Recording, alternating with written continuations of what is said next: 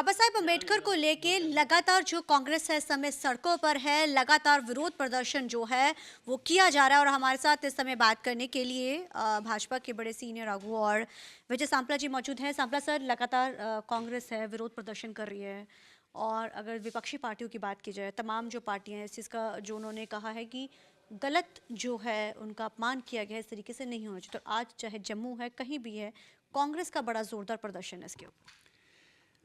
कांग्रेस ने हमेशा ऐसे मुद्दों पर रोटियां सेकने के अलावा आज तक देश की जनता के लिए कुछ नहीं किया।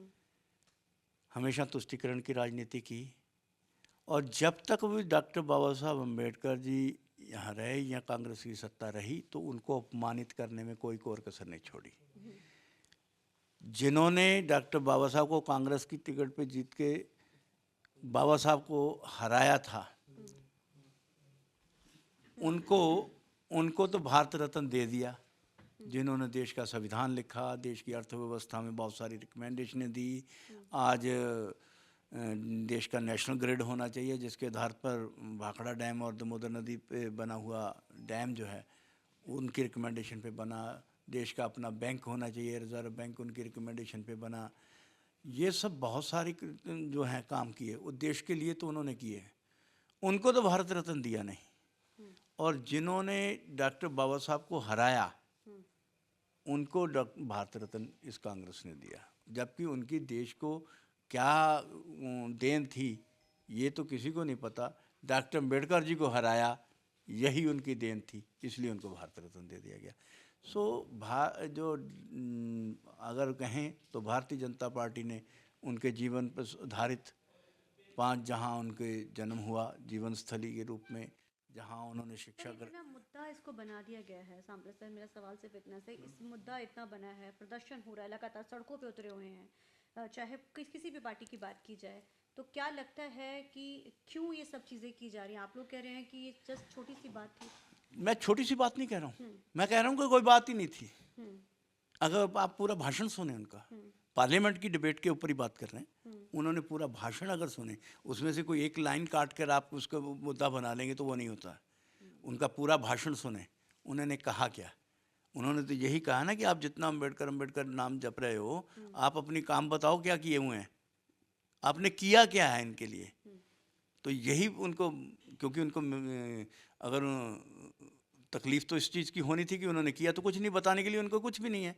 अम्बेडकर नाम के फाउंडेशन था, उसको उन्होंने निष्क्रिय किया। दोबारा हम भारतीय जनता पार्टी की सरकार ही तो उसको फिर सक्रिय किया गया। उनके, मैं जो कह रहा था, जन्म उनके 5 तीर्थ स्थल है जो स्मारक बनाए, जन्मस्थली, शिक्षा स्थली और दीक्षा स्थली, चैत्य भूमि और महापरिनिर्वाण स्थली, ये सब तो भारतीय जनता पार्टी ने बनाए। और शुरू कब इनमें से 3-4 प्रोजेक्ट तो अटल जी की सरकार के समय शुरू हुए थे, मगर 10 साल मनमोहन सिंह की सरकार रही, एक भी ईंट नहीं लगी, एक पत्थर नहीं लगा, कुछ काम नहीं हुआ, कोई टेंडर नहीं हुआ। दोबारा भारतीय जनता पार्टी की सरकार आती है तो फिर डॉक्टर अम्बेडकर जी की याद, जो भारतीय जनता पार्टी उनके स्मारक बनाकर लोगों को अपना फर्ज अदा कर दिया। और ये कांग्रेस भी कर सकती थी, कांग्रेस ने किया कुछ नहीं। यही जो कहने की कोशिश की है अमित शाह जी ने, और उनके पास बताने के लिए कुछ भी नहीं। नहीं तो अभी बता दीजिए, इस चीज़ को निकाल के एक छोटे अंश को निकाल दीजिए, बताइए ना कि कांग्रेस ने किया क्या। आप उनको हराने वाले को भारत रत्न दे सकते हैं, और डॉक्टर अम्बेडकर को क्यों नहीं। डॉक्टर अम्बेडकर को बीपी सिंह की सरकार, जब भारतीय जनता पार्टी उसमें हिस्सा होती है, तब उनको दिया जाता है। तो ये जो काम अगर चाहते तो कांग्रेस भी कर सकती थी। और ये डॉक्टर अम्बेडकर जी को हमेशा अपमानित किया, और इसीलिए उन्होंने इस्तीफा दिया, और इस्तीफे में लिखा कि मैं मंत्री हूँ मगर मैं कहीं भी मंत्रिमंडल की किसी भी बैठक का हिस्सा नहीं हूँ जिसमें मुझे किसी भी काम के लिए, जबकि मेरा जो स्टडी है वो सारी अर्थव्यवस्था के ऊपर है, मुझे वो काम ना देकर मुझे दूसरा काम दिया, और जो मैं करना चाह रहा हूँ वो मुझे करने नहीं दिया जा रहा। और जब इस्तीफा दिया तो ये हमेशा ये परंपरा रही है कि जो इस्तीफा देता है वो पार्लियामेंट में अगर बोलना चाहता है तो उसको बोलने का मौका दिया जाता है, मगर डॉक्टर अम्बेडकर जी को वो भी नहीं, सम्मान भी नहीं दिया गया। सर, ऐसे हटके दूसरी बात की जाए, किसान इस समय लगातार धरने पर है। डलेवाल की भी आपने हालत देखी, डलेवाल जी लगातार जो मरण व्रत पर हैं, और जिस तरीके से स्थिति है, ये कहाँ पे चढ़ रहा है या क्यों ऐसे हो रहा है कि क्यों नहीं मसलों को हल किया जा रहा है? लगातार वो मांग इस चीज़ की ही कर रहे हैं कि स्वामीनाथन रिपोर्ट की चाहे बात की जाए, एमएसपी की बात की जाए, और उनका ये भी कहना है कि जिन दावे और वादों के साथ हमने धरना उठाया था वो तो कुछ पूरा ही नहीं हुआ। देखिए, जब ये बात हुए थे तो कितनी यूनियनें थी, कौन कौन थे, आज वो नहीं है।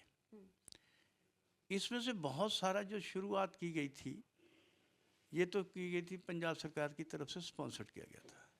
सिर्फ जो डल्लेवाल साहब को ज़्यादा प्रवोक कर दिया, वो दिल पे ज़्यादा सीरियस ले गए उसको, और उसको हम तो ये कहेंगे कि अगर पंजाब सरकार उनका धरना लगवा सकती है तो ख़त्म भी करवा सकती है।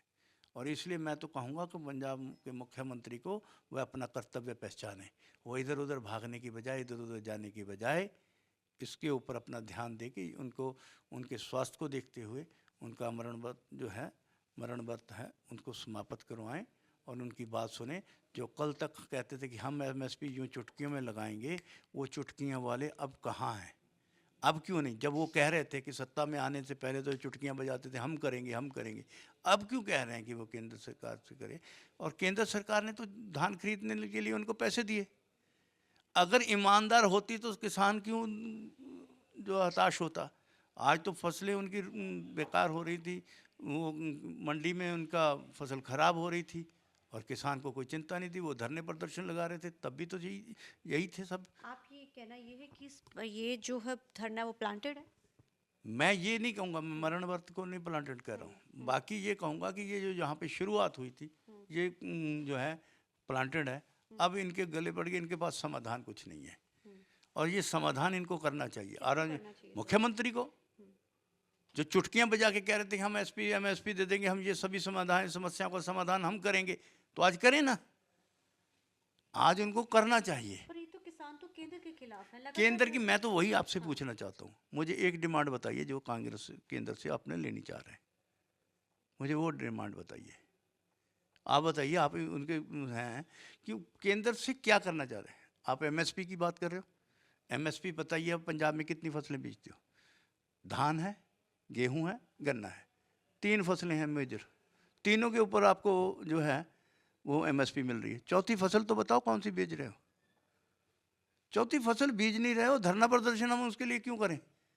अब बताइए, मैं कहता हूँ, मैं बैठा हूँ, आप चौथी फसल बताइए कौन सी बेचे, मैं कहता हूँ कि उसकी एमएसपी हम केंद्र से हम साथ चलेंगे, दिलवा के लाएंगे, मगर बीजना कुछ नहीं है।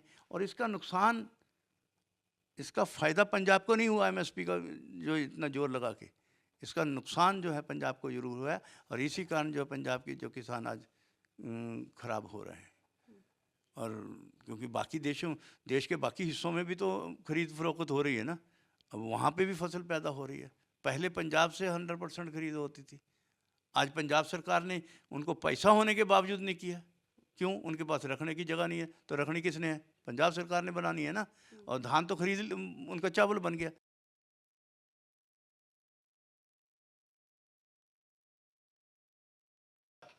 जो है कट करके उनकी फसल खरीदी गई, तो ये नुकसान किया, और किया किसने? पंजाब सरकार ने। सो इसलिए मैं तो ये कहूँगा कि पंजाब सरकार एक तरीके से माफिया के साथ मिली हुई सरकार है। केंद्र सरकार की तरफ से मिला हुआ पैसा सही मायने में ना खर्च के उनकी फसल को कौड़ियों के भाव में उनके एमएसपी पे ना खरीद के अपने रेट तय करके उनको खरीदना, ये किसानों के साथ अन्याय है। सर आपसे आखिरी सवाल है, सेंटर को जो सुखजिंदर सिंह रंधावा की तरफ से एक लेटर भी लिखा गया है कानून व्यवस्था को लेकर, आप किस तरीके से देखते हैं इन सब चीज़ों?